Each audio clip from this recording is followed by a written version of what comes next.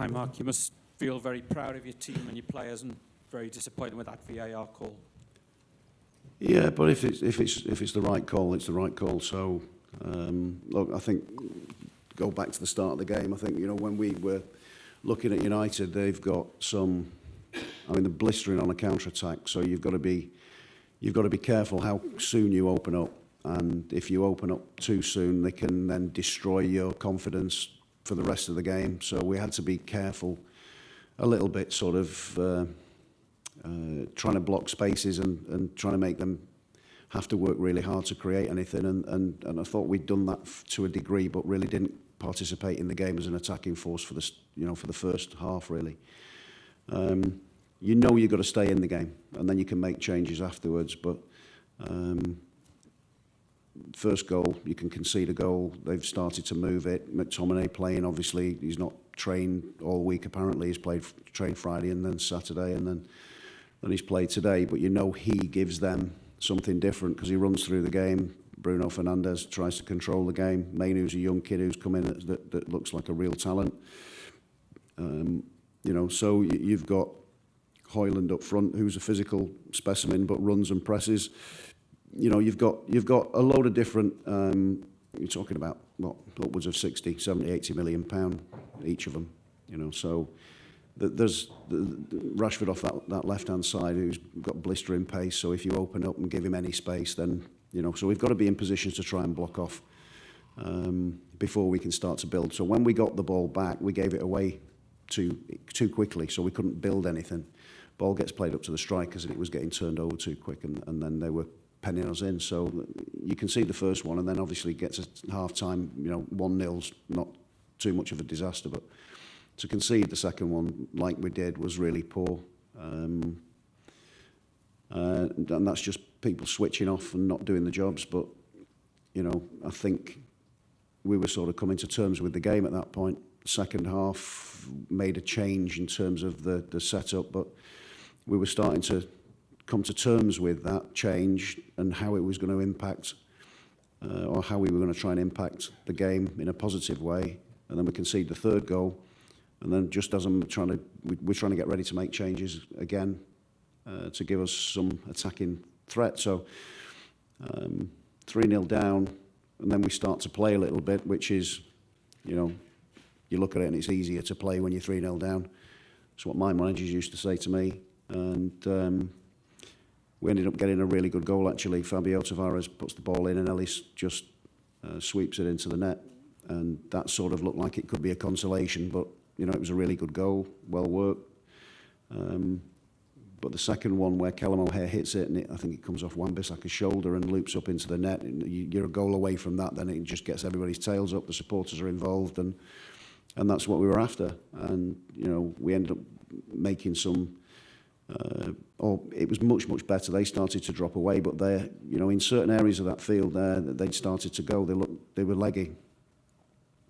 So we were trying to exploit that, and we ended up getting the penalty for 3-3. And that's where things started to get really interesting, didn't it? And, you know, they've hit the bar, we've hit the bar. We've scored the goal that was given offside for, I think it was a toenail offside, you know. So that was disappointing, but I think psychologically that may have had an impact on that, because you're 20 seconds away from going to an FA Cup final, and then 30 seconds later you're in a penalty shootout, and it sort of can put you on the back foot a little bit. But there's seriously no criticism with anybody who shows the courage to pick up the ball and have a go from a penalty in that cauldron, really.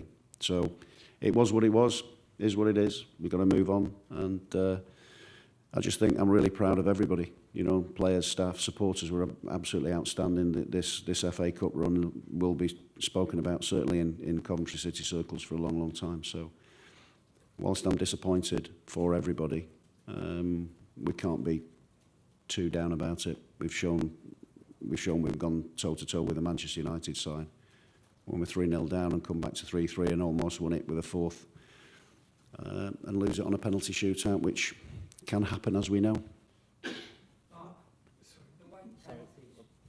Sorry, Mike, you've just analysed the game. What emotions do you go through, especially in the cauldron of, you know, a last-minute penalty and a goal at the end and the penalties? As a manager, what are the emotions that you go through? Various. But I think really pride. You know, I'm proud of everything that they've done. I think they've been fantastic. The players, again, the support was brilliant. You know, I think really if we're 3-0 down, I think if it was the other way around and we'd gone 3-0 down, I don't think that would have been the same. You know, but the support were absolutely fantastic, brilliant, great atmosphere.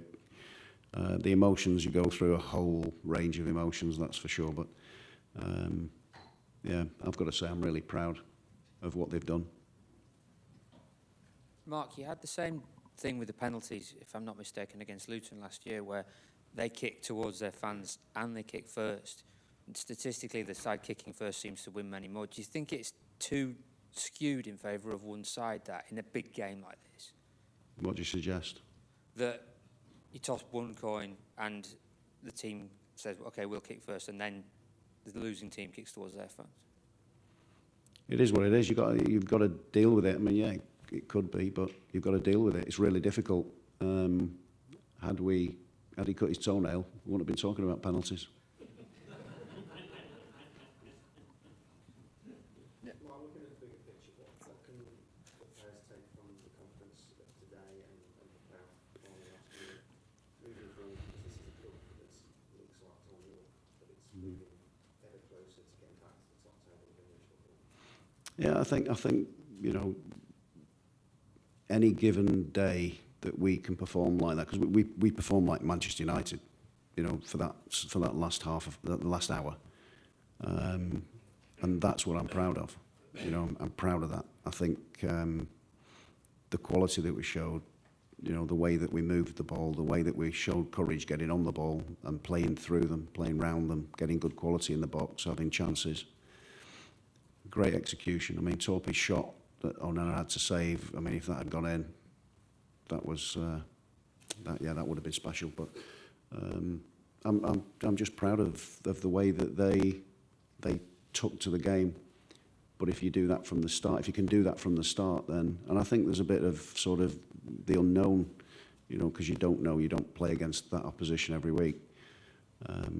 It just gives you a little bit of, takes a bit of time to sort of grow into the game. But by that stage, it's really difficult, you know, especially if you go goals down, to come back. So, you know, really, all the more impressive for that. So they were really good. Really good for the last hour. I'm really proud of it because that's more like us. That was, you know, more of a swashbuckling performance. Really, that's what. And I said that's how Manchester United usually play. Mark, I wanted to ask you. Pep Guardiola was sat here yesterday saying he had to put his players on ice after his match and was complaining about the scheduling. Coventry have actually played more games and now you've had 120 minutes here as well. What do you need to do to the players after? And is the scheduling actually worse for Coventry City than it is for some of these big boys? Yeah, nice question. For me, the calendar is the calendar. You've just got to get on with it. We've got a really small squad. You know, we haven't got 150 players to choose from. We haven't. I think, you know, we've got an academy that's got a finite amount of players there. We brought Josh Eccles through, who played in the first half, but came off in the second half, and Kai Andrews is a young player that's 18, just 18, that's been on the bench, and he's only had a little bit of a couple of cameos. But you know, we've got a really tight group, and Tatsu Sakamoto hurt his back in, I think it was February time, and has been out with that back injury since. Jamie Allen's only just sat on the bench today. He's trained twice, you know, since he fractured a cheekbone against Sheffield Wednesday in one of the earlier rounds. And it affects us, you know, that really affects us, it hurts us. So we've got to try and add that depth, a little bit more depth and a bit more quality, and then we'll be able to cope with things a little bit better. But when you're talking about that level, when you're talking about Pep Guardiola's level and Erik Ten Hag's level, the way that they play, they've got to play at that level every week, and there's expectation alongside it as well. So you can understand from their perspective why they say what they say, because they have to be at that level. They have to win. You know, it's as simple as that. And I think that's the difference. Although we still have to win, you know, but it's the same but different. If you know what I mean. It's there isn't as much scrutiny in the Championship, although there is, and there's so many managers lose their jobs in that atmosphere and environment, and it's really difficult. It's not easy. You know, the job's not easy at any level, and certainly lower down the pyramid you go, it gets more and more difficult. The challenges are different, but, you know, you've still got to win football matches, and that's why today, you know, today will hurt. You know, you look back on it and it will hurt because it was so close, really so close. But we've had that before in the summer. We were so close to being a Premier League team, and it just didn't happen for us. So can't feel sorry for ourselves. We've just got to get on with it and keep building, as you say, Andy. How important is it that the profile of the club keeps rising? Because, you know, you were in a lot of frames when, in the fashion that you came back and beat Wolves in the previous round. And again today, there'll be neutrals up and down the country that have been urging Coventry on. And, you know, you're really at the forefront of English football today, aren't you? How important is that? It's brilliant for the club. It's brilliant because when you're looking to kick on, when you're looking to recruit, you know, hopefully that just, I mean, the club's been in the doldrums for so long.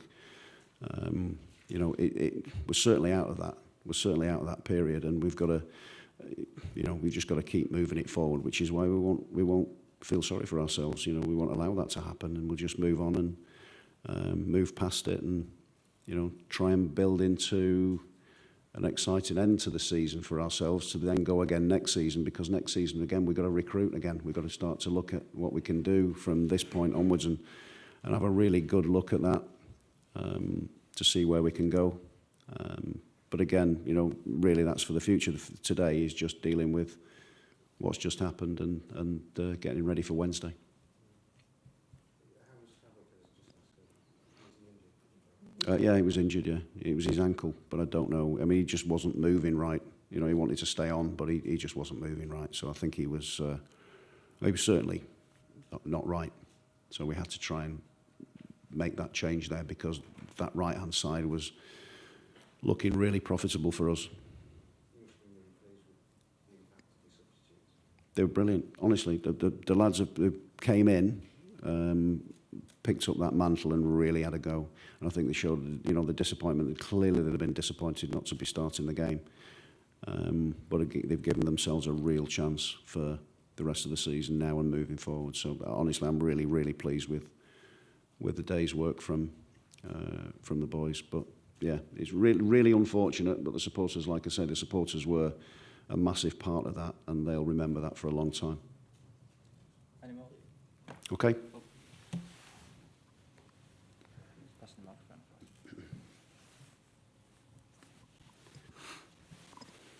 Hi, Mark. Sims's goal today takes him to the top of the top scorer leaderboard for the FA Cup. Just a few words on what do you think about his development this season and what he's brought to the team? Well, he took a little bit of time to settle in. Again, with Ellis, there is loads to come. There's still loads of development in him. You know, he's one of those that we talk about, you know, belief, and he's got all the attributes to be a really, really good player. He scored against United, he scored, and so has Hadji, but, you know, Callum O'Hare, they've scored against United, scored against Wolves. You know, Ellis has, previous to this competition, he was the only player that we had that had scored a Premier League goal when he was at Everton and scored against Chelsea at Stamford Bridge. And it's just confidence. Confidence breeds those performances. It's really good to see because he'd had a little bit of a slow start. You know, what happens with a slow start is people start to doubt and give you stick, and really there's with social media being a cruel place, you should probably opt out and not take part in that. So, you know, he's been fantastic. He's been brilliant. He's got his head down. He's worked hard. He's listened. And it's funny, you know, the harder he works, the better he looks. You know, so he's just got to keep working hard because he's got all those attributes there that'll come out. Hi, Mark.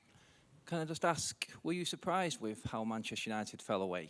And then did you take that into your team talk before extra time? Because you seem to be the ones creating the better chances as well in extra time. Well, you feel the rhythm of the game. You know, the rhythm of the game changed, and goals changed games, and the fact that we were able to get back in it, because they thought they'd won. You know, 3-0, 3-0 up. You can forgive them for thinking that. But then things changed. You know, you get back into it with 2 goals and you're only 1 away, and the mentality changed, and then they start to tire. You know, the biggest thing for us was we started to make them work.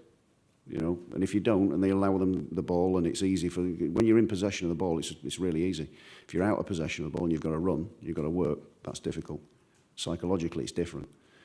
And I thought they worked really hard in the first half. I thought they worked hard to win the ball back from us. I thought they worked really hard with their line. They were really high. They pinned us in. When we won it back, you know you've got a little bit more time, but we rushed it. We gave the ball away too quickly, which means that you then open a little bit, and that hurt us. But you know, I think that what we did better was when we made the changes. We kept it better, and we were able to have it for longer, which made them move, which gave us the openings that we needed to sort of get forward and get into good positions to create. And once we'd done that, you know, they felt some quality, which was brilliant for us, because that's what you need them to feel. So any opponent, you've got to make them feel that, you know, otherwise they keep coming forward. But you've got to try and put them on a back foot a little bit, and it took us a little bit too long to do that, you know, and that's, you know, maybe a bit of a regret at the start, but you've still got to grow into it. We just lost 3-0 last week to Birmingham City, and, you know, we looked a little bit like psychologically we needed a bit of a boost, you know, in terms of that confidence building into the game, which is why we set about the game as we did, knowing you can make those changes. If you're a goal down, if you're 2 goals down, even you're still in there if you can get a goal. And obviously for us, even if you're 3 goals down, you've got a chance. So yeah, honestly, I can't say I'm really proud of them, because they've gone toe to toe with United and put them on the back foot and created a load of chances that it meant we scored 3 goals at Wembley. You know, for us moving forward and for the players that have taken part today, should give them a load of confidence. Cheers, guys. Thank you. Thank you.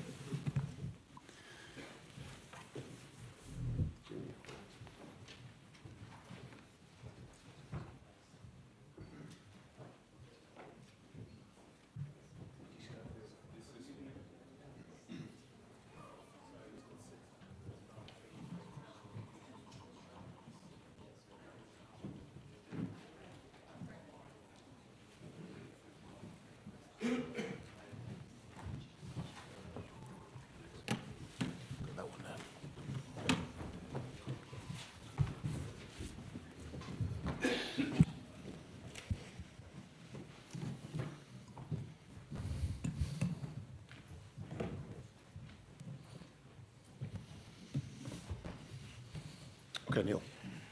Erik, you're through, Yes. but do you leave with a slight feeling of almost embarrassment at how you let that game nearly go?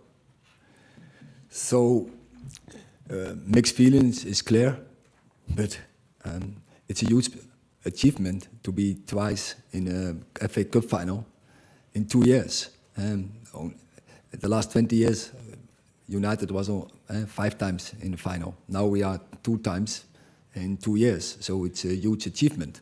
But of course, when you are so in control in the game, when you're so dominating the game, and 3-0 up, then we should bring it over the finish. And the way we did was not good. But also, I have to say, in the penalty series, how we act there, how determined we were, that is finally, that is a good sign, and this show good character. But from the 70 minute to the end, there we make mistakes, and it shouldn't happen. Erik, there's been a few occasions this season where you've played okay as a team, and then you have periods, and it might be like 3 minutes, like at Chelsea, or 20 minutes, or half an hour, where the team just doesn't seem to function, and any game can get away from you. Why does that happen, and why has it not been stopped? Yes, I see that similar. So we can play on very high levels, but in the same match also we can go very in low levels in the same game, and that's not explainable. But it has to do with manage the game, of course, take responsibility, take each other in the responsibility. So keep organized and make the right decisions. And I have to teach my players, clear. And we have to do better in such occasions. But also I have to say, the most difficult we can do to put ourselves in a winning position. And the last thing is much easier. But we, on several occasions, we let each other down and we let the result slip away. But today we got away with it. Erik, how do you explain that lack of game management? Because there are some experienced players out there, Onana, Maguire, Fernandes, Casemiro, Rashford even. You know, that's not a young side. And it's been 2 years now, so surely they should be able to see out a game from 3-0 up. It's clear, and we can talk about it, and it's true.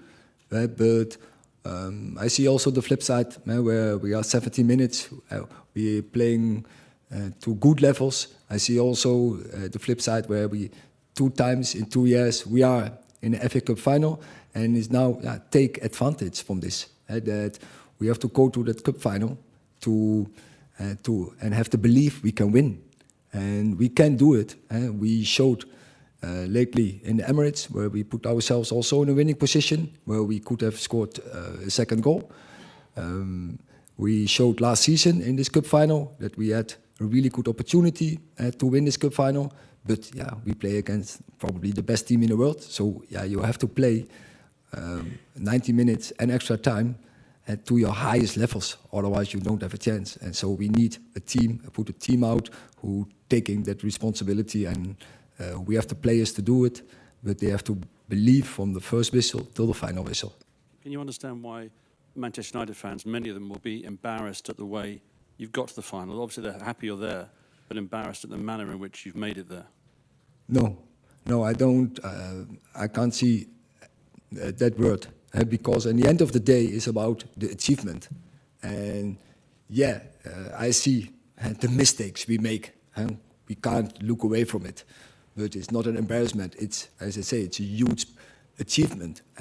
So even a big team from United from a decade ago, they only achieved the final 3 times. We now 2 times in 2 years. So that's a good performance. And that, with all the setbacks we have in this season, also today, that 3-3, it's absolutely crazy, that decision. And when then is there consistency, then we should get a penalty to make the 4-3 as well. And that was more a handball than the penalty we concede. And that happens also lately many times. It was Chelsea had 2 crazy penalties. It was Liverpool penalty also, very debatable. So that happens also. And it looks like it's going, it's like a curse against us. But yeah, we will take energy from this, and we go in the last weeks, and we have to build the confidence and to take advantage from this as well. Can I just ask what the mood is like in the dressing room? Are they in there celebrating? Are they down? What's the mood like in the dressing room? No, they also see it. They are mixed feelings. They are also disappointed by to allow the opponent. And I have to say, big compliment to Coventry as well. And they kept fighting. So, but by the end of the day, we allowed them to the return in the game, and it is completely unnecessary if you do your job. Hi, Erik. You said there that you have to teach the team to manage and control games better, and this happened a lot this season. There's obviously a lot of change going on. Do days like this, when you know a 3-0 lead, risk weakening your position as manager? It would be crazy. You need the tools also to manage this, and with all the injuries, we don't have so many tools, and we don't even have a back four to play players in their best positions. And so I have to also, on that part, I have to give the team also a compliment that players they manage that to play in a position. They are not in their best, but they do the job there, and they're playing and giving 100%, what is normal, of course. But it's not always easy when you're not. You can't play your best football when you're not playing in your best position. Last question. Erik, it looks like you picked up more injuries today. Have you got any more details on those? And between now and the end of the season, does the focus now need to be on ensuring you can get as many of your players on the pitch to be able to compete with City in the final? That is one thing, yeah. But also, I think the players should prove that they earn to play in the final and to give performances in the coming weeks. And of course, we have also to defend our position in the Premier League as well. So yeah, but it would be helpful if we return some players in the squad and in the team and that they fit. Because if you want to beat Manchester City, you don't need even 11 players. You need a squad. You need a bench who also can step in if necessary and in whatever situation you are in. Okay, thank you very much.